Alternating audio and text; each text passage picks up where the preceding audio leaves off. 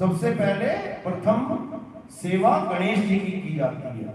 अब ये तो हो गया एक आध्यात्मिक दृष्टि से। जब दुनियादारी वाली दृष्टि से देखोगे तो सुबह उठ के सबसे पहला काम क्या करोगे?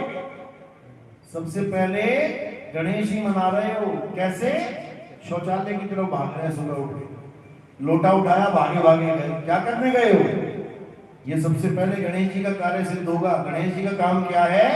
बुधा चक्र पे विराजमान है और सारा पेट का जितना भी गंध है, गंदगी, वो सब निकालना गणेश जी का काम है। सबसे पहले पेट हल्का कर देना है। उसके बाद ऊपर उठेंगे तो ब्रह्मा जी का वास है। वो कहां पे है? हमारे स्वाद चक्र पे ब्रह्मा जी का वास है। इनका क्या काम है? सृष्टि पैदा करना। कैसे करेंगे? ये गर्भ रूपी जमीन में बीज का विस्तार करते हैं। ये गणेश जी का कार्य है।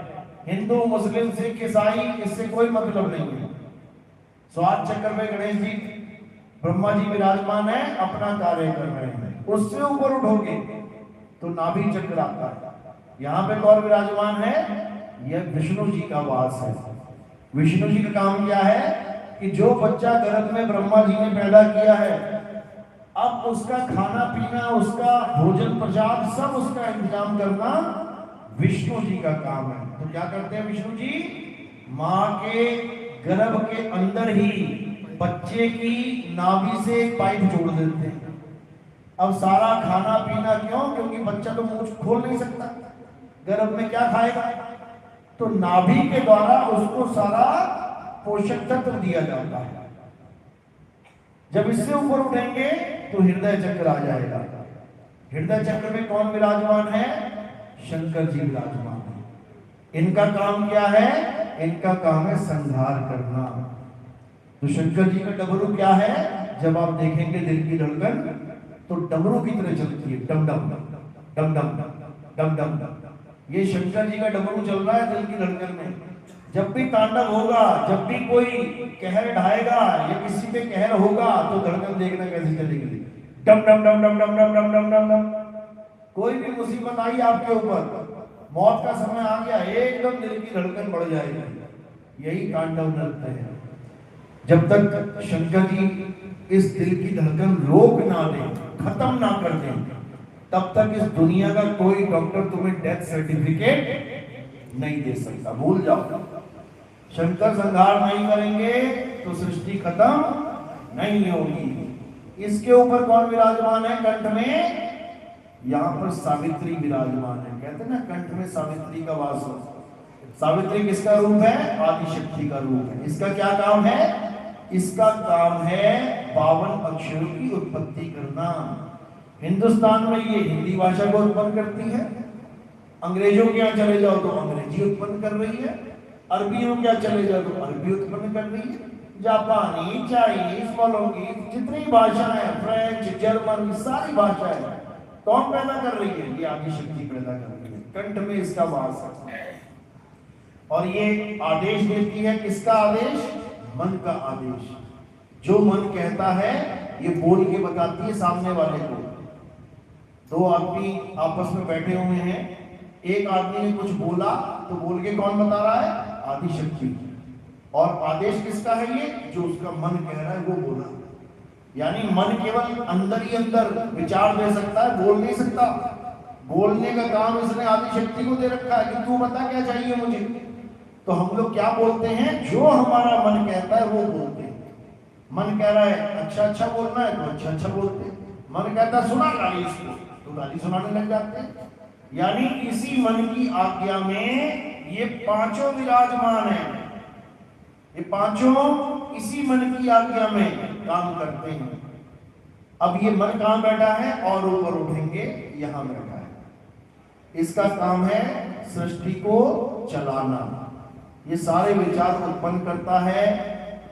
अभी बैठे बैठे किसी को भैंस याद आ रही है, किसी को याद आ रहा है, किसी को कुछ याद आ रहा है। कौन दिलवा रहा है याद? मन दिलवा रहा है। क्यों? क्योंकि इसने सृष्टि चलानी है। ये सृष्टि चलाना चाहता है। यही थोड़ी नहीं बैठे रहोगे।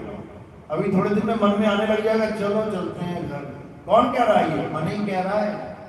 सुबह उठ के यही मन सारी दुनिया को दौड़ाता है, चल खेत में चल, चल दफ्तर चल, चल वहां चल, दिल्ली चल, मुंबई चल, अमेरिका चल। ये मन ही कह रहा है और सब मन के कहे चलते चले जा रहे हैं। ये मन सब में विराजमान है और सारी सृष्टि को मन ही चलाता है। अब ये तो हो गया पूरा इंतजाम कहाँ का, इस काया के अंदर का। इनमें से सत्य कोई भी नहीं है, समझ लो, इनमें से सत्य कुछ भी नहीं है। सत्य क्या है? सत्य आत्मा है। वो आत्मा कहाँ है? वो आत्मा काया से परे है। तो काया में क्या है? जीव। अब इस भेद को समझना है, केवल ये भेद समझ लिया तो खेल खत्म काल भगवान का। काया में कौन रहता है? जीव। और आत्मा जिसको परम शुद्ध चैतन्य स्वरूप कहते हैं, वो काया से परे है। बस यही भेद है। काया के अंदर है जीवात्मा, काया से परे है परम आत्मा। जीवात्मा बंधन में है और परमात्मा निर्बंध है। जीवात्मा 5 तत्वों के पिंजड़े में है और परमात्मा 5 तत्वों से परे है। कबीर साहब समझा रहे हैं, कहते हैं 5 25 3 का पिंजड़ा, वाह में तुमको राखे हो, तुमको बिसर गई सुध घर की, ये महिमा अपनी भाखे हो। कि हे जीवात्मा, इस मन ने तुझे 5 तत्वों के पिंजड़े में कैद कर रखा है। तो मन की गुलाम हो चुकी है, जैसे मन नचा रहा है वैसे नाच रही है। अपने असली स्वरूप को भूली बैठी है और मन के स्वरूप को माथा टेक रही है। अरे मन ही स्वरूपी देव निरंजन, तुम्हें राखे भरमाई हो, ऐ हंसा तू अमर लोक का और बड़ा काल वस आई हो। अपने असली घर को छोड़ के इस काया रूपी काल के घर में आनंद ले रहा है ये जीव। कब तक? जब तक काया का नाश नहीं हो गया, खत्म नहीं हो गया। उसके बाद फिर एक काया पकड़ने के लिए तैयार बैठा। ये मुक्त नहीं हो सकता। बहुबंधन में बांधिया एक बेचारा जीव, और केवल छूटे आपने जो न छुड़ाए पीव। जब तक पीव रूपी परमात्मा यानी वो शुद्ध चैतन्य स्वरूप जब तक उसमें तुम्हें था नहीं मिल गई, तब तक तुम ये कच्चे घड़े बनाते ही जाओगे। ये बनते ही चले जाएंगे और तुम्हें पता भी नहीं लगेगा कि मैंने कैसे बना दिया। जैसे तुम सो जाते हो, जब सो जाते हो तो ये स्थूल शरीर क्या करता है? ये लेट जाता है। इसका मतलब ये नहीं कि तुम शरीर के बिना रह लोगे। ये लेट गया, रेस्ट मोड में चला गया, लेकिन तुम सूक्ष्म शरीर में चले जाते हो। उसके बाद पूरा सपना देखते हो।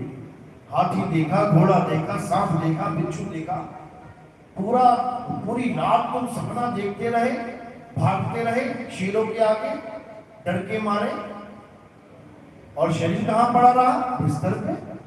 शरीर आराम से पड़ा हुआ है, कोई दिक्कत नहीं है, और मैं सारी रात भाग रहा हूं शेरों के आगे बचता बचाता। तो ये शरीर कहां से आ गया? ये कैसे धारण कर लिया मैंने? मेरा शरीर तो बिस्तर पे पड़ा हुआ है, स्थूल तो सूक्ष्म शरीर में कहां से घुस गया मैं? क्योंकि हमें पता ही नहीं है कि हमारे पास शरीर कितने हैं। हमारे पास 6 प्रकार के शरीर हैं, स्थूल, सूक्ष्म, कारण और महाकारण कैवल्य हंस। इन्हीं शरीरों में सारे देवी देवता, पितर, भैया, भवानी, राक्षस, प्रेत सब इन्हीं शरीरों में घूम रहे हैं। यही शरीर धारण करके कोई कैसा रूप धारण करके बैठा है, कोई कैसा बन के बैठा है। लेकिन कबीर साहब समझा रहे हैं कि जब तक तुमने शरीर धारण कर रखा, चाहे कोई भी है, तब तक तुम बंधन में हो। तो क्या करना है? शरीरों से परे उस परम सत्ता को, उस हमारे ही सत्य स्वरूप को। जैसे कुत्ता शीशे के बाहर खड़ा है लेकिन ध्यान शीशे में है, तो उसका असली स्वरूप कहां है? शीशे से बाहर। और उसका ध्यान कहां है? शीशे के अंदर। इसी प्रकार अभी तुम्हारा ध्यान कहां है? काया के अंदर। और तुम्हारा स्वरूप कहाँ है? काया से बाहर। तो गुरु क्या करेगा? तुम्हारा ध्यान अंदर से बाहर करवा देगा। अब बाहर का मतलब ये संसार मत समझ लेना कि तुम्हें बाहर मुखी कर देंगे, ना अंदर जाने देंगे और ना बाहर भटकने देंगे। दोनों के बीच में जो सत्य वस्तु है उसका बोध हो जाएगा। ना अंदर जाना पड़ेगा और ना बाहर भटकना पड़ेगा। तब मिलेगा तुम्हें अपना सत्य स्वरूप। और ये सत्य स्वरूप इसी को परमात्मा कह देते हैं, इसी को भगवान कह दिया, इसी को अल्लाह कह दिया, वाहिगुरु कह दिया, गॉड कह दिया, कुछ भी नाम रख लो, उससे कोई फर्क नहीं पड़ता। लेकिन वो जो स्वरूप है वो हमारा निज स्वरूप है। और ये काया रूपी, ये हमारा अज्ञान स्वरूप है। कभी आदमी बन के बैठ गए, कभी औरत बन के बैठ गए। काया क्या है? असत्य। और आत्मा क्या है? सत्य। काया लेके बैठ गए, अपने आप को आदमी औरत मानने लग गए, ये असत्य का संग कर लिया। और जब आत्मा को जानने लगे तो सत्य का संग कर लिया। तो हमारे जीवन में सत्संग बहुत जरूरी है। सत्संग का मतलब अपनी आत्मा का संग करना।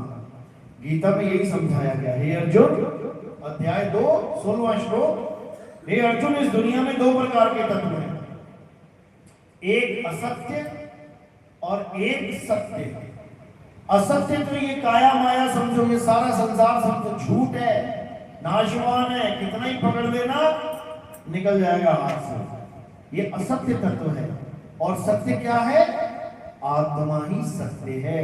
हे अर्जुन, आत्म रूपी सत्य तत्व का संग करना ही जीवन का, इंसानी जीवन का परम उद्देश्य है। और कैसे मिलेगा?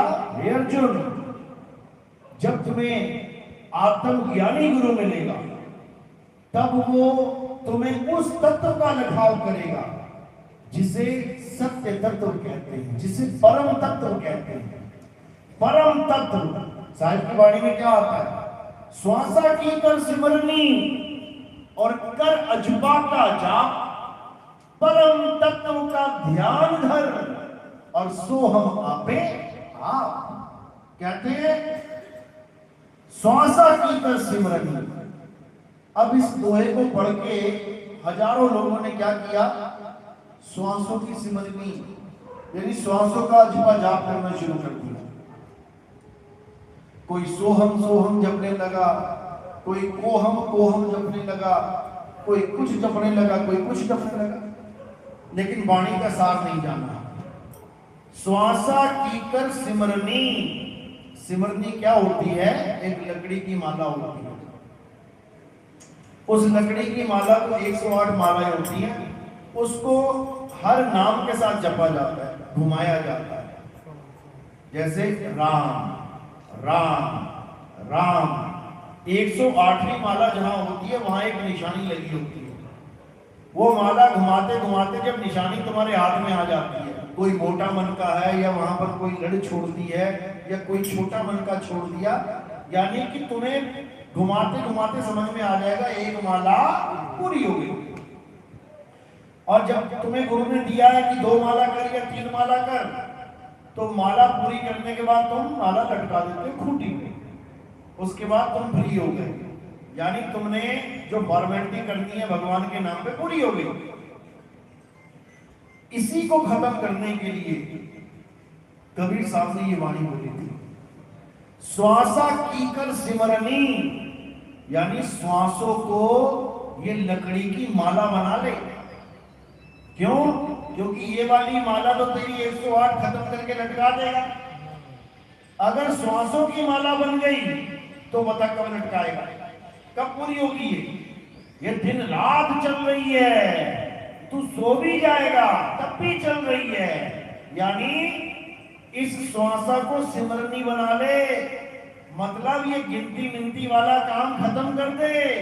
अब ये श्वासों पे ही चलेगा काम, सारी उम्र पल पल चलेगा। जपने को नहीं बोला कि श्वासों पे नाम जपना शुरू कर दे, श्वासा को केवल सिमरनी बनाना है। यानी कब तक नाम सिमरण करना है? जब तक ये सांस चल रही है। तो फिर कब तक हो गई? अंत समय तक।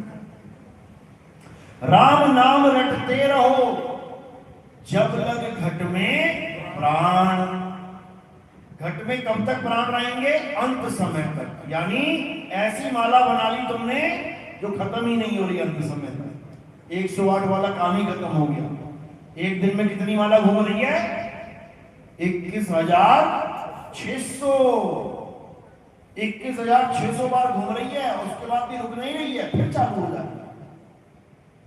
तो कह रहे हैं श्वासा की कर सिमरनी, कर अजबा का जाप। कि उसका जाप मत कर जो जपा जा सकता है। राम राम, अल्लाह अल्लाह, वाहिगुरु वाहिगुरु, ये तो तू जपा जाने वाला जाप कर रहा है। और साहिब क्या समझा रहे हैं? कर अजबा का जाप, जिसको जपा नहीं जा सकता, जो जपने में आता ही नहीं है, जिसको लिखा नहीं जा सकता, बोला नहीं जा सकता, जपा नहीं जा सकता, उसका जाप कर। और वो क्या है? आत्मा है। तुम आत्मा को लिख नहीं सकते। आत्मा का नाम जो आत्मा रख दिया वो लिख सकते हो।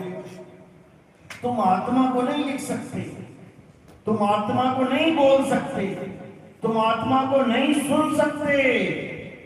वो अलेख है, वो अबोल है, वो अकह है। तो कह रहे हैं श्वासा की कर सिमरनी, कर अजपा का जाप, परम तत्व का ध्यान धर।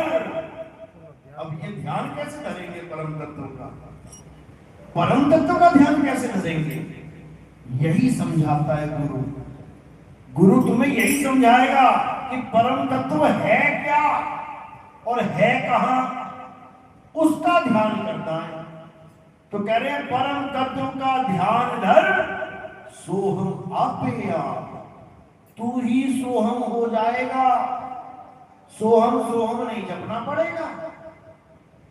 लेकिन ये तब समझ में आता है भाई, जब कोई भेदी गुरु आपके जीवन में आता है, आपको सत्य असत्य का निर्णय बताता है कि क्या है सत्य क्या है असत्य, पंच तत्वों से आपका ध्यान हटा देता है और सत्य वस्तु से आपका ध्यान जुड़वा देता है।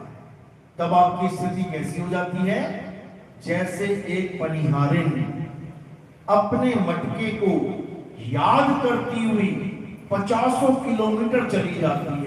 एक बार भी नहीं जबकि मटका मटका मटका मटका मटका मटका, घड़ा घड़ा घड़ा घड़ा, बिल्कुल नहीं। अपने घड़े को याद रखती है कि मेरे सिर पे मेरा घड़ा रखा है, गिर ना जाए कहीं। इसी तरह मालिक को याद करना है 24 घंटे। तो कह रहे हैं सिमरन की सुध यूं रहे। परमात्मा तुम्हें कैसे याद रहना चाहिए? अरे सिमरन की सुध यूं रहे, ज्यों गागर पनिहार, और बोले डोले सूरत में कहे कबीर विचार। यानी 24 घंटे अपना घड़ा अपने सिर पे लेके चल रही है, एक बार भी घड़ा घड़ा घड़ा नहीं करती, एक बार भी मटका मटका नाम नहीं जपती। इसी प्रकार जब सच्चा गुरु मिल जाएगा, एक बार भी राम राम नहीं रटवाएगा, राम को याद करवाएगा 24 घंटे। 24 घंटे। तो कहते हैं माला फेरू ना हरि भजूं, और मुख से कहूं ना राम। कहते बिल्कुल भी नहीं। अरे माला फेरू ना हरि भजूं, मुख से कहूं ना राम, मेरा राम मुझे भजे और मैं पाऊं विश्राम। कहते जब असली गुरु मिल गया, कहते फिर राम तुझे भजेगा, तू राम नहीं भजेगा। क्यों? क्योंकि तू भजेगा तो फिर भूल जाएगा, और जब वो भजेगा तो पकड़ लेगा। जैसे चुंबक लोहे को पकड़ लेती है, अरे लोह चुंबक की प्रीत ज्यों लोह को लेती उठाए, ऐसा शब्द कबीर का काल से लेत छुड़ाए।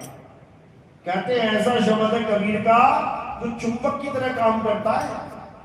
लोहा कुछ नहीं करेगा, जो करेगी चुंबक करेगी।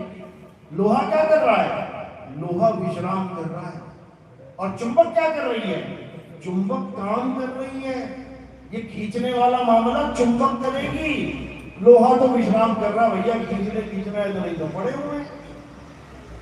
बस इसी प्रकार जब परमात्मा का असली नाम मिलेगा तो तुम्हें समझ में आ जाएगा कि ये 52 अक्षरों का खेल नहीं है, ये स्वर व्यंजन का मेल नहीं है।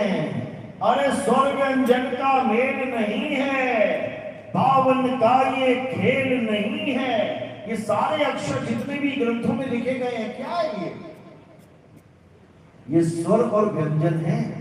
कोई भी लाइन पढ़ लो, कोई भी, तुम्हें क्या मिलेगा? स्वर व्यंजन का मेल। का ई की मात्रा की, बा ई की मात्रा बी, रा ई की मात्रा री। क्या है? स्वर व्यंजन। अब इन स्वर व्यंजन से परे हो जाना है। कैसे होंगे? जिसके द्वारा स्वर व्यंजन पैदा हो रहा है, जिसके द्वारा ये 52 अक्षर पैदा हो रहे हैं, उसको जान ले। वो स्वर को भी पैदा करने वाला है, वो व्यंजन को भी पैदा करने वाला है। कौन है वो? आत्मा। आत्मा के द्वारा ही ये मनुष्य 52 अक्षरों को पैदा करता है। लेकिन आत्मा का ज्ञान ना होने के कारण 52 अक्षरों को सत्य मान के उसका जाप करने लग जाता है। लाखों करोड़ों नाम बना लिए इन्हीं 52 अक्षरों के द्वारा।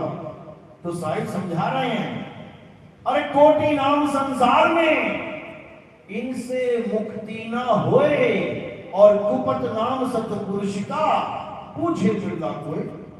कहते हैं जो गुप्त नाम है वो प्रकट नहीं है, गुप्त है वो। उसको गुरु के द्वारा जाना जा सकता है। और जब गुरु के द्वारा जान लोगे तब तुम्हें समझ में आएगा कि असल में वो प्रकट ही है, लेकिन अज्ञानता के कारण हमें पता नहीं लग रहा उसका। साहिब समझा रहे हैं, अरे है प्रकट पर दिखत नहीं, सतगुरु सैन सहारा हो, आवे ना जावे जन्मे ना मरे, सो निज बीव हमारा हो। कहते हैं प्रकट, वो प्रकट है पर दिखत नहीं, इन आंखों से दिख नहीं रहा है प्रकट। ये करंट इस पंखे को चला रहा है, सबको पता है। ये बल्ब करंट के द्वारा जल रहा है, सबको पता है। तुम्हें करंट दिख नहीं रहा, लेकिन तुम्हें पता है, क्यों है प्रकट। पंखा चल रहा है, इसका मतलब करंट प्रकट है। ये तुम्हें पता है, क्यों? तुम्हें बता दिया गया है कि जब करंट आएगा पंखे में तो पंखा घूमेगा। अब तुम बस ये देख रहे हो, वो घूम रहा है, वो नहीं घूम रहा है, वो बल्ब जल रहा है, ये नहीं जल रहा है। यानी तुम्हें पता लग रहा है कि कहां करंट है और कहां नहीं है। ज्ञान दृष्टि से करंट दिख नहीं रहा तुम्हें कि उसमें दिख रहा है कि इसमें दिख रहा है, लेकिन तुम्हें ज्ञान दृष्टि से समझ में आ रहा है कि इसमें प्रकट है। अरे वो पंखा नहीं चल रहा, उसमें नहीं है।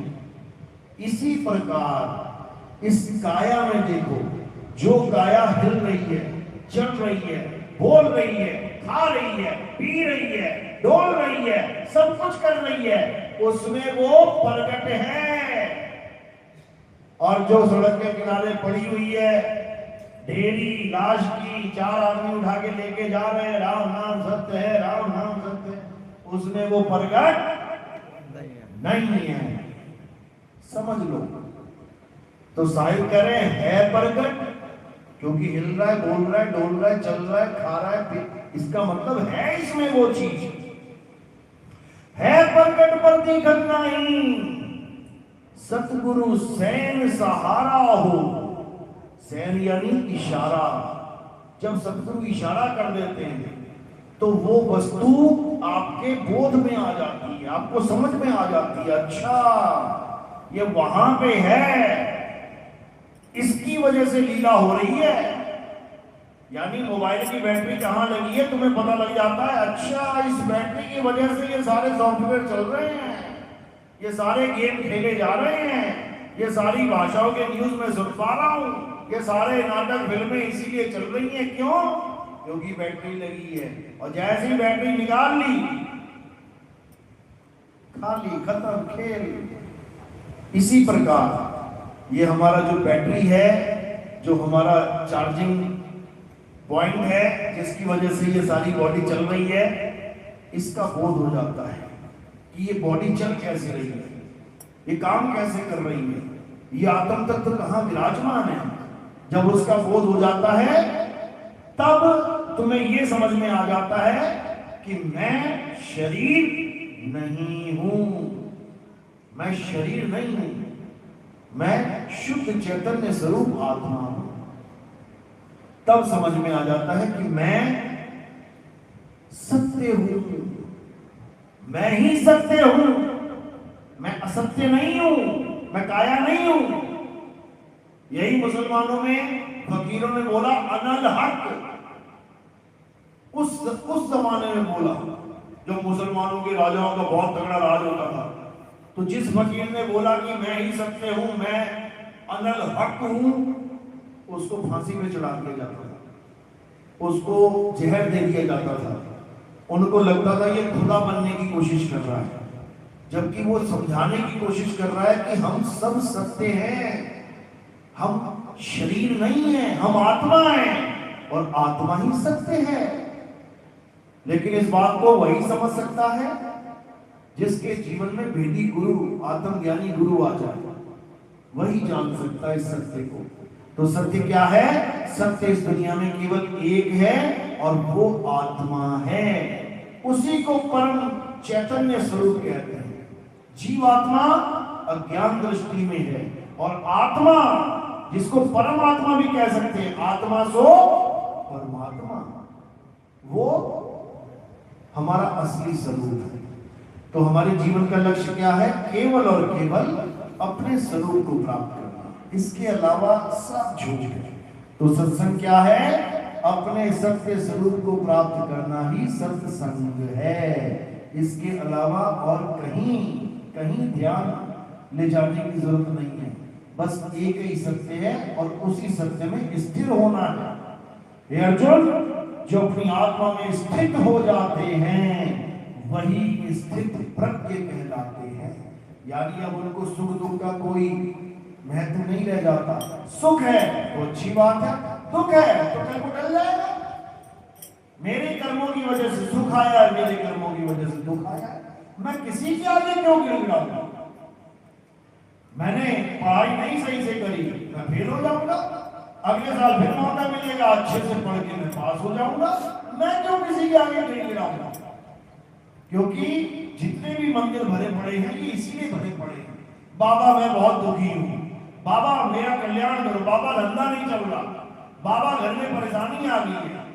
अब फिर क्या करे बाबा? उसके बाद तुम लगाओ, बकरे की बलि दो, मुर्गे की बलि दो, बताओ। बलियां दिलवाई जा रही है भगवान को खुश करने के लिए, भगवान को भेंटा दो, भेंट दो। अब जब भेंट ही दे दी, तुम्हें कोई भेंट दे दे तो तुम्हें भेंट देने के बाद क्या वो खींच भी लेता वापस? अरे जो भेंट दे दी वो दे दी। अगर बकरा दिया बाबा को तो बाबा को ही दे देना, फिर अपने कुकर में क्यों जा रहा है? मुर्गा आकर बाबा को चढ़ाना है, चढ़ा दिया, अब वो मुर्गा क्यों जा रहा है हमारे कुकर में? बाबा को तो थोड़ा सा गला काट के खून ही चुआ देते, वो हो गया बाबा का काम, बाकी इधर आने दो। तो ये सब भरमजाल है भाई। कोई बाबा बकरा नहीं खाता, कोई माता मीट के पीस नहीं खाती। तुम पीस रख के छोड़ दो, वहां पे कैमरा लगा दो, तुम एक पीस मीट का रख के कैमरा लगा दो, देखो कब आती है खाने को। चींटी आ जाएंगी, मक्खी आ जाएंगी और कोई जानवर आके उसका भक्षण कर देगा, लेकिन माता कभी एक पीस भी खाने वाली नहीं है। कब समझ में आएगा तुम्हें? माता कभी नहीं अपने बच्चों का मीट मांस खाती, सब उसके बच्चे ही तो है। जब हमने उसको जग जननी कह दिया तो जग में तो सारे ही आ गए ना, सारे शरीर उसी के द्वारा उत्पन्न हो रहे हैं, माँ के गर्भ से उत्पन्न हो रहे हैं, वो कब लाएगी शरीरों को? लेकिन लोगों को नहीं समझ में आता, जैसे कोई बता देता है चल पड़ते हैं। तो ये सब असत्य है। इसी का खात्मा करने के लिए कल की अवतार का उदय बताया गया है कि कल की अवतार जब आएंगे तो इस धर्म में जितना भी पाखंड चल रहा होगा वो सब खत्म हो जाएगा। सब लोगों में ज्ञान की एक ज्योत जलेगी, सत्य की एक ज्योत जलेगी। सब निष्पक्ष भाव से सत्य का स्वागत करेंगे, सत्य को अपनाएंगे और देखते देखते देखते कहते हैं कलयुग में सतयुग ले आएंगे। कलयुग में सतयुग का मतलब क्या है? कलयुग का मतलब है अज्ञान, और सत्य यानी आत्मा, यानी कलयुग में आत्मा का ज्ञान ले आएंगे। इसी को कहते हैं कलयुग में सतयुग आ जाना। अब वो वाला सतयुग नहीं आएगा कि तुम्हें ब्रह्मा जी दिखाई देंगे उड़ते हुए या विष्णु जी आएंगे गरुड़ पे उड़ते हुए, वो सतयुग नहीं आने वाला है। सतयुग का मतलब है सत्य का बोध हो जाना, पता लग जाना कि आखिर इस दुनिया में सत्य है तो है क्या। एक ही सत्य है, चाहे हिंदू, चाहे मुसलमान, चाहे सिख, चाहे ईसाई, सबके लिए एक सत्य है। और वो क्या है? हे अर्जुन, आत्मा ही सत्य है। आत्मा के अलावा सब झूठ है, चाहे यहां, चाहे वहां, चाहे यहां, कहीं पर भी सत्य केवल एक है, उसके अलावा और कोई सत्य नहीं है। चलो चलो यही वाणी पर विराम देता हूं। आगे का प्रोग्राम जो आप भजन गा रहे हैं, भजन स्टार्ट करिए। 2-4 भजन सुन के फिर आगे निकलेंगे। बोलिए परम पिता परमात्मा की सदा ही सारी